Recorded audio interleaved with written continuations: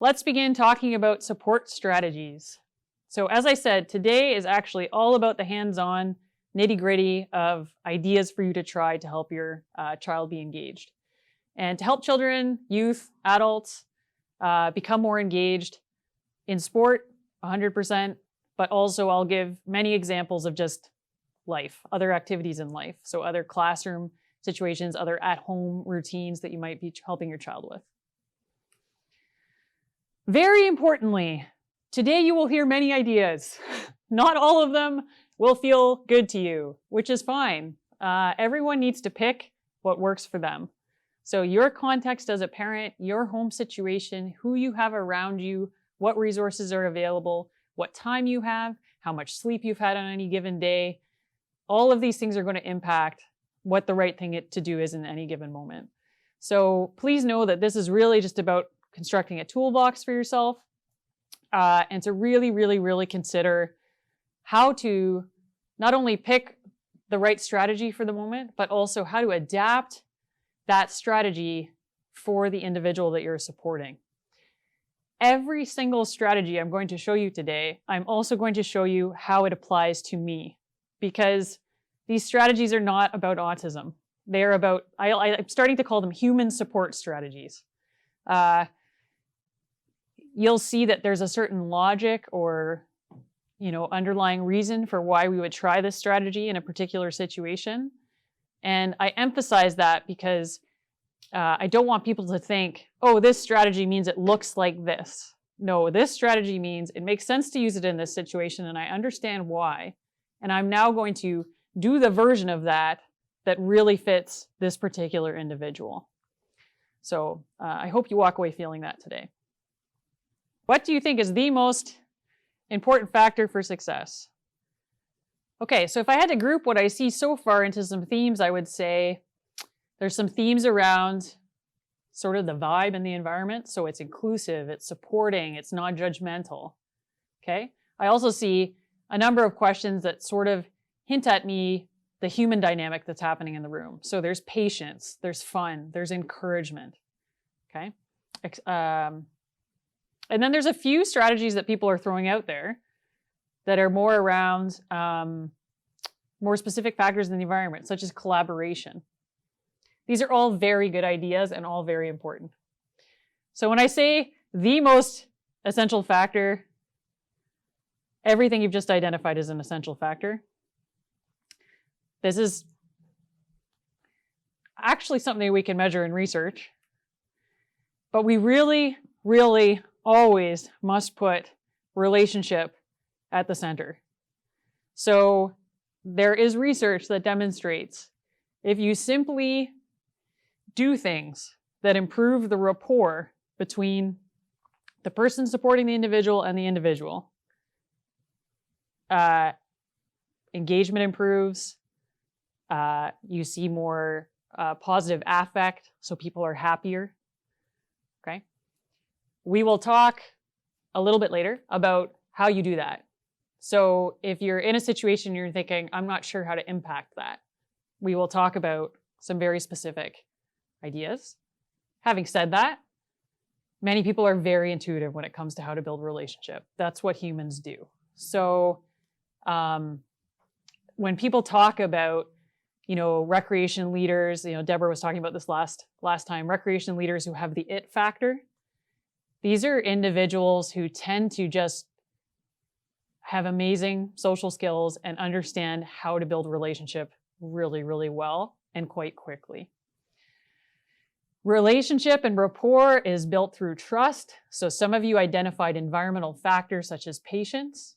I'm a big believer in patience. I'm not a big believer in, I'm not at all a believer in forcing. So relationship is built through trust. It's often includes things like scaffolding and giving the person the time and space they need to feel comfortable. Slowly over time, more and more trust is built and we can go further and further together. A second factor that is incredibly critical is fun. And I actually think that we forget about this sometimes. You could substitute the word fun with a whole bunch of things. So interesting, engaging, pleasurable, preferred. use whatever adjective you like there, but the point is, if the activity is not fun from the individual's perspective, engagement is difficult. So not impossible, mind you, but more difficult, more somewhat, less natural and less quick, that's for sure. So one thing I find is that sometimes as leaders, we have to humble ourselves and realize that we may really think that the activity that we spent hours and hours designing is really amazing and all children should think it's the best thing. And then we try it and it sort of flops and we go, well, let's try again, right? There are certainly situations where you can look at a recreation activity and realize the first few times you try that, it's not fun, no matter how you slice it. So I will give you the example I see most commonly with ARN programs, which is when a child learns to skate. So when a child learns to skate, it's tough to make the initial steps of that process super fun from their perspective, especially if they're an individual who struggles with, coordination or balance or those types of things. The reason is, think about skating, right? So you show up at the ice rink, you're in this really unusual environment, it's very echoey, the lighting's really weird, you're probably around very unfamiliar people, you're asked to sit down and put these things on your feet that are really uncomfortable and you have to tie them really tight for them to work properly. And then people say, stand up, and you stand up and you realize you can barely walk anymore. So you've had one of your kind of foundational skills just suddenly ripped away from you. And then they lead you out to this other surface that's even worse. Like it's very unstable, it's cold, you fall and it's hard and it hurts. And that light out there is even weirder and it's very echoey. And again, you're around unfamiliar people. So skating's a tough one. And skating is one of those environments where, you really need the patience and you really need to be creative about how to encourage the child slowly at their own pace as they begin to feel comfortable in that environment to take more and more steps. But there are a lot of skills that if you present them in a fun way, children will engage. So just a very basic example of this. One of the first years I worked at CAN, I was asked to come out and observe a program, and it was a soccer program. And the kids were just not engaged at all, just kind of all over the map. And I had a brainstorming session with the staff at the end, and I said, what do you think is going on? How do you think we can help the kids get more engaged? And, they told me they had tried a whole bunch of strategies that we're going to talk about later. So they had employed many tools. But what we realized was fundamentally, from the children's perspective, they just weren't that into soccer at that point in their lives. These weren't kids who were aspiring to be on the Whitecaps. They were kids who had been signed up for a physical activity program because their parents are hoping they'll get active and meet some other kids and, do all these good things. But, soccer in and of itself wasn't particularly meaningful to those children to start. So the intervention we applied was to just find ways to make soccer really, really fun from the kids' perspective. So we did things like, at the time, Angry Birds was very, all the rage. So that kind of dates how old this story is. We took pictures of Angry Birds and we laminated them and we taped them all over the wall. And we, instead of the first drill, which was when I first observed the program and the kids were all over the place, the first drill was kick your ball around the cone and go and shoot a goal on the net, right? Which doesn't seem that, it's a very normal thing to ask kids to do in soccer. The modification we made was kick the ball around the cones, which now had Angry Bird faces on them, and then see which of the pigs you can knock down on the wall. So kick your ball and try to hit the pig target. These are all Angry Bird things. All of a sudden, I kid you not, children who were completely disengaged in scenario 1 are 100% engaged in scenario 2. There's no special support strategy employed there.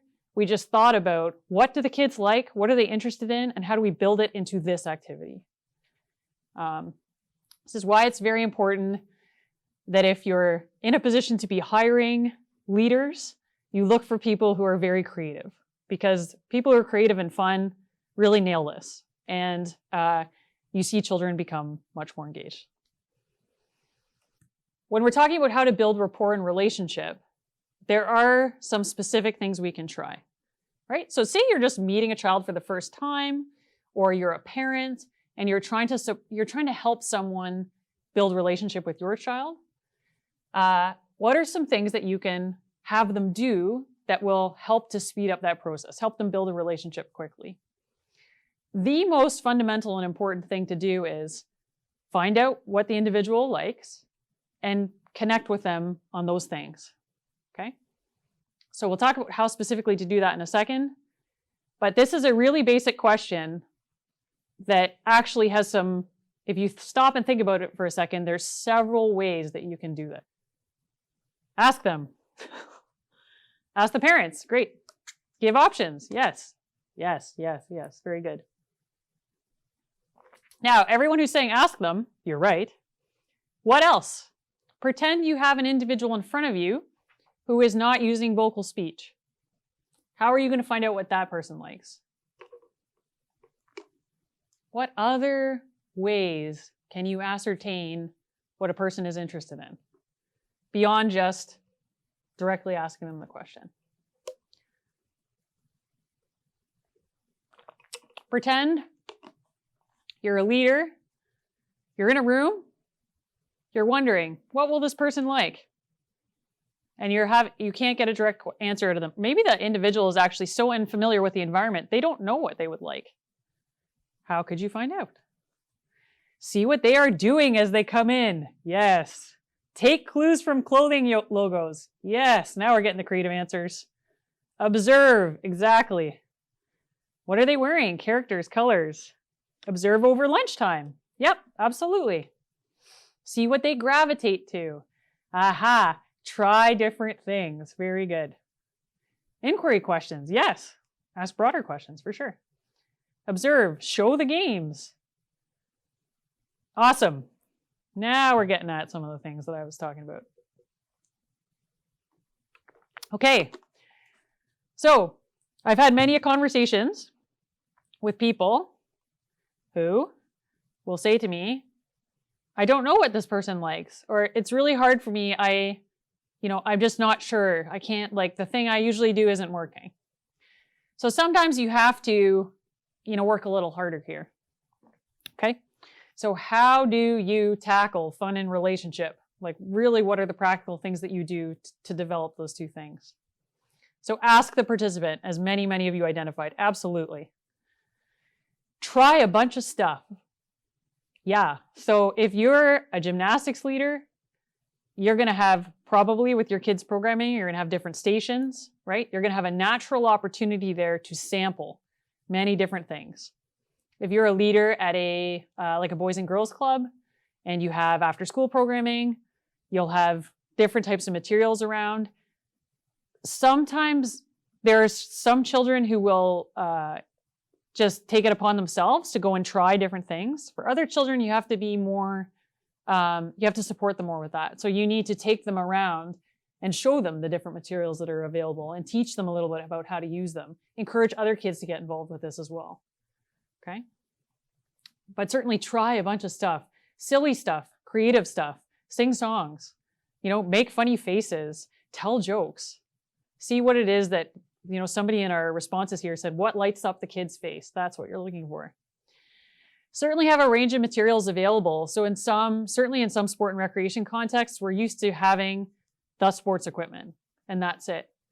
One of the things that we do in our Canucks Autism Network programming, and that I've seen in lots of really good community-based sport and recreation programs, especially for children, is having that goofier stuff available as well. So when we first started a hockey program for kids, we had all kinds of wacky stuff on the ice for the kids to skate around, for the kids to pass back and forth to each other. In all of our coaching bags in every program, there is a rubber chicken. Don't ask me why the rubber chickens are so popular, but the kids love the rubber chickens. So sometimes you need to have stuff that's a bit non-traditional that you can, again, the drill was boring to start, and then I added this thing, and all of a sudden the kids lit up, and they thought it was hilarious.